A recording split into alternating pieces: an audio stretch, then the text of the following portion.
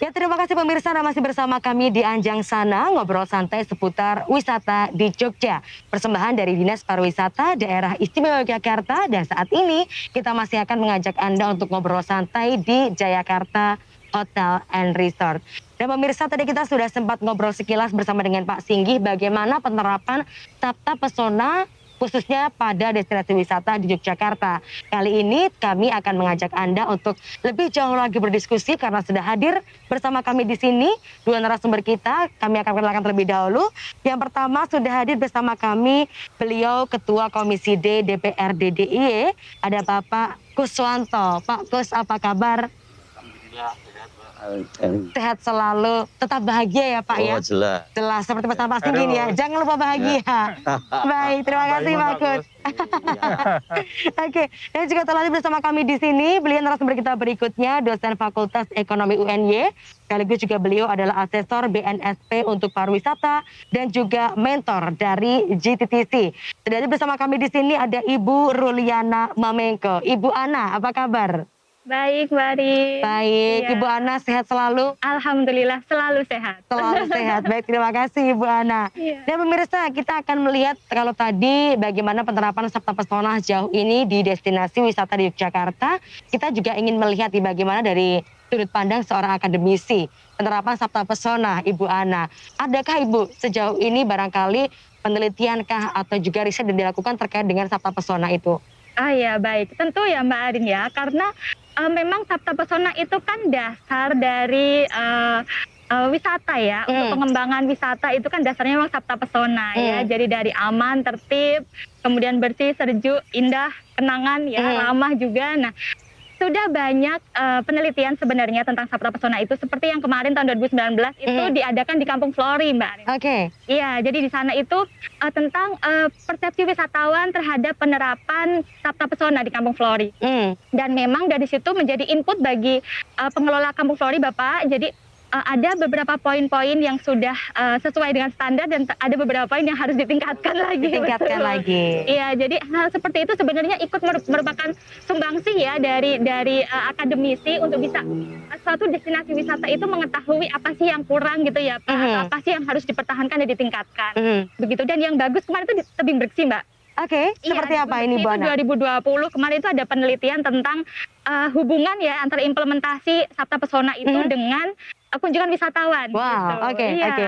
Dan hasilnya itu 96%. Jadi wisatawan itu merekomendasikan tebing bersih kepada orang lain karena Sabta Pesonanya sudah oke. Wah, ini ya. Applause ini ya untuk pengelola dari tebing bersih ya. Ya, Seperti baik. Iya, artinya selaras juga dengan apa yang disampaikan Pak Singgih tadi ya Pak. Ya, ternyata dari pengalaman diceritakan ke orang itu menjadi daya tarik tersendiri. Iya. Betul. Oke, oke. The power of mulut to mulut itu jadi bagian. Karena itu tadi saya sampaikan bahwa pariwisata itu adalah esensinya itu hospitality itu. Iya. Betul, iya. Kalau kemudian itu tercederai, maka kemudian kita harus mengangkat kembali itu agak susah lagi. Iya. Bukan kemudian tidak mungkin, tapi agak berat. Betul. Nah ini yang kemudian harus kita jaga semuanya. Iya. Ekosistem itu tadi. Ekosistem turisme itu ya Pak. Harus Iya. ada. Oke, baik. Ternyata juga ini memberikan dampak positif bagi destinasi wisata itu sendiri dengan adanya penerapan Sabta Pesona. Jadi pemerintah, Pak Kus, bagaimana Pak melihat penerapan Sabta Pesona khususnya di Yogyakarta, Pak Kus? Ya, terima kasih Mbak Arin.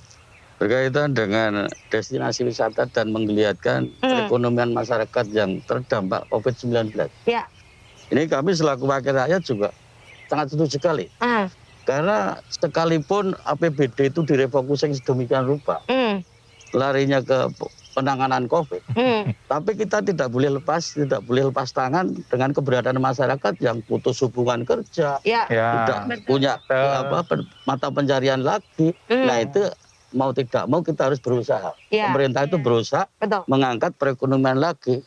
Bagaimana sekalipun direfocusing ya semampu kita, semampu kekuatan APBD daerah. Nah, terkait dengan destinasi wisata, karena mengatakan dari akademisi betul, Sabta Pesona harus diterapkan karena dengan pengunjung, dengan adanya Sabta Pesona yang dilakukan dengan baik, otomatis mereka kan berbicara di luar, di sana bagus sekali. Betul. Sabta Pesona sudah puas ya. Sudah direalisasikan dengan baik. Ya. Berdasarkan pengalaman itu tadi ya Pak ya, Betul. kenangan yang baik pasti juga akan menimbulkan cerita yang baik juga dari para wisatawan yang datang. Baik, terima kasih Pak Kus. Nah Pak Singgih, tadi dikatakan Sabta Pesona adalah hal dasar yang betul-betul harus diterapkan dalam satu destinasi wisata. Dan saat ini Pak Singgih, kita tahu kita masih menghadapi pandemi COVID-19. Untuk Sabta Pesona itu sendiri, apakah juga ada adaptasi yang dilakukan dari 7 poin yang disebutkan tadi Pak Singgih? Iya, sekarang ini kan apa ya, kalau kita pandemi seperti ini tidak punya persiapan apa-apa sebetulnya ya. Belum ada kemudian orang yang punya pengalaman untuk menangani pandemi yang terdahsyat ini ya. Ini ya yang kemudian kemarin itu istilahnya gagap-gagap kemudian mencari apa yang kemudian bisa dilakukan. Yang pertama adalah karena ini sifatnya bentuknya adalah pandemi virus, kemudian yang kita lakukan pasti kesehatan yang harus kita jaga. Betul. Kemudian kesehatan itu muncul pada saat kemudian kebersihan itu ada, ya kan? Kemudian kita harus juga memberikan rasa aman terhadap para wisatawan itu, walaupun aman ada di dalam Sabta Pesona. Kemudian yang kemudian harus dijaga, bagaimana kita menjaga kelestarian alam ini supaya kita bisa sustain, bisa panjang terus untuk bisa menikmati alam ini. Sehingga THSE yang digulirkan oleh Kementerian Pariwisata ini menjadi bagian tambahan dari Sabta Pesona yang sudah kita lakukan. Itu memastikan ada penguatan penguatan di sisi kesehatannya, keamanannya, kemudian keberlangsungannya dan kebersihannya. Artinya ada poin-poin tertentu yang penekanannya lebih lagi karena kondisi yang kita hadapi ini ya Pak ya. Bahkan Mbak Arin, ini di Badan Nasional Standar ini juga kemudian mengeluarkan standarisasi atau sertifikasi CHSE. Ini jadi nggak main-main lagi. Karena bagaimana kemudian ini antara pandemi COVID-19 dengan pariwisata ini kan bertolak belakang. Betul.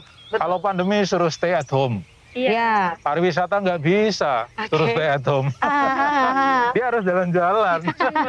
Dan berbicara masalah pariwisata, Mbak.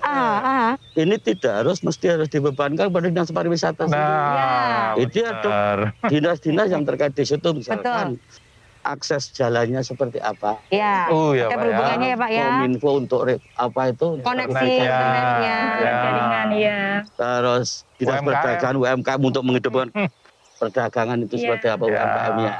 Kalau tidak ada jalan di situ, ini harus terkait semua. Artinya banyak pihak yang harus bersinergi untuk bisa membangkitkan tanpa mengesampingkan faktor kesehatan tadi itu ya. Akhirnya dibuat CHSE sebagai tambahan untuk ditekankan dari penerapan Sabta Pesona itu tadi. Bu Ana, sejauh ini bagaimana Ibu dari para pelaku wisata, dari penelitian yang dilakukan penerapan Sabta Pesona terhadap tadi yang dikatakan okupansi pengunjung, kemudian juga terhadap ketertarikan wisatawan, efektivitasnya seperti apa Bu Ana? Ya baik. Jadi dari penelitian yang lebih mendalam ya Mbak Arin ya, memang sepertinya ini belum semua lini dari masyarakat, dari pengelola wisata itu mengimplementasikan dengan optimal. Nah itulah yang mungkin bisa menjadi ini ya untuk pendampingan selanjutnya ya. Jadi kadang-kadang itu masyarakat destinasi wisata gitu diberikan pelatihan atau seterusnya gitu ya, tapi tanpa ada monitoring gitu Bapak, tanpa ada evaluasi itu sepertinya belum bisa konsisten gitu Jadi memang perlu adanya kesinambungan program seterusnya untuk tetap menjaga kualitas Sabta Pesona itu bisa menjadi lebih baik. Saya rasa itu. Jadi kalau sudah menjadi terstandarisasi semuanya, saya rasa bagus. Dan program yang terbaru CHSE ini untuk keberlangsungan tadi ya Pak ya, itu betul-betul yang sangat bagus sekali tuh Mbak Arin, karena kan salah satu ya faktor bagi wisatawan untuk mau berkunjung ke satu destinasi wisata itu kan aman nggak sih di situ? Saya kalau ke situ terkena virus nggak sih? Makanannya higienis nggak sih? Dan seterusnya ya. Jadi dengan suatu destinasi wisata itu punya sertifikat CHSE, saya rasa itu menjadi penguat ya dari wisatawan untuk berkenan berkunjung. Baru kemudian di sana dieksplor untuk bagaimana muncul experience muncul experience yang bagus gitu ya, dan akhirnya bisa tadi merekomendasikan tadi Bapak ketika word of mouth yang positif itu tadi. Jadi memang semuanya ada kesinambungannya Mbak Arin gitu. Jadi memang perlu perhatian khusus. Saya mendukung Mbak Ana tadi bahwa di situ tertib masuk dalam Sabta Pesona. Ketertiban pelatihan pengelola atau pelaku yang di situ. Misalkan begini, masing-masing stand bikin aturan sendiri. Ini harus disosialisasikan di situ, terangkum dalam suatu organisasi yang betul-betul tertib. Jangan misalkan ya, ini untuk foto bayar sendiri, masuk bayar sendiri, stand lain bayar sendiri. Nah, ini harus satu rangkuman. Maksudnya jangan membuat wisatawan itu jerah ke sana. Kan betul. Harus dimudahkan, dimudahkan dan merasa nyaman itu. Betul. Kenyamanan tadi juga menjadi salah satu tujuannya ya. Tapi bagaimana Pak Kus? Artinya kan ketika tadi disampaikan butuh ada visi yang sama, misi yang sama dari para pelaku wisata, terlepas itu apakah dikelola masyarakat ataupun secara pribadi, artinya begitu ya Pak ya? Ini artinya perlu regulasi atau bagaimana Pak Kus? Kalau regulasi ada di DPRD betul, bersama dengan eksekutif. Yang paling bagus sinkronisasi antara masyarakat di situ, sepanjang nanti masyarakat itu punya nilai keuntungan dari situ, itu tinggal kita eksekutif legislatif buat istilahnya aturan-aturannya kan mudah. Kami selaku dewan, kalau itu untuk menggeliatkan ekonomi dan untuk masyarakat, selalu memberikan respon. Oke, baik. Artinya pemerintah pada prinsipnya memberikan dukungan ya Pak ya. Tapi juga tentunya di sini masyarakat dan juga pelaku wisata itu punya peran yang besar, bisa membawa kemajuan pada destinasi wisata. Baiklah. Kalau begitu kita akan lanjutkan nanti setelah ini Bapak dan juga Ibu. Kita akan jelas-jelas pemirsa, jangan kemana-mana, tetaplah bersama kami di Anjang Sana.